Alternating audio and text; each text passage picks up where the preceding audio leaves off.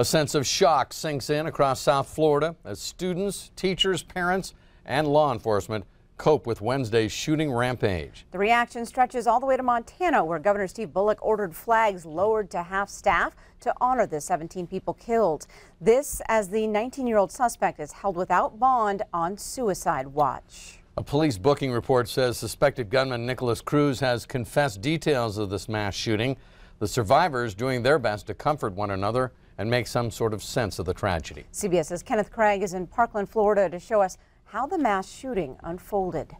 Therefore, Mr. Cruz, you're going to be held without bond. 19-year-old Nikolas Cruz is behind bars, facing 17 counts of premeditated murder. Cruz's attorneys say he is a deeply troubled young man who fell through the cracks. He is fully aware of what is going on, and he's just a broken human being. Police say Cruz bought his semi-automatic rifle at Sunrise Tactical Supply in Coral Springs last February. Cruz took an Uber to the scene of the crime Wednesday and started shooting around 2:21 in the afternoon. I was hiding in an open room that the shooter could have easily walked into and killed me. Police say Cruz told them after the rampage he ditched his gun and ammunition in a plan to save himself. The suspect crossed fields and ran west and tried to mix in with the group that were running away, fearing for their lives. An officer from a neighboring police department spotted Cruz in a residential area and arrested him. For a quick moment, I thought, could this be the person? Is this who I need to stop? Authorities have interviewed more than 2,000 people so far in this investigation. The school is still a crime scene. Meadow Pollock. A massive crowd gathered at an evening vigil trying to find comfort together, their candles lighting the way.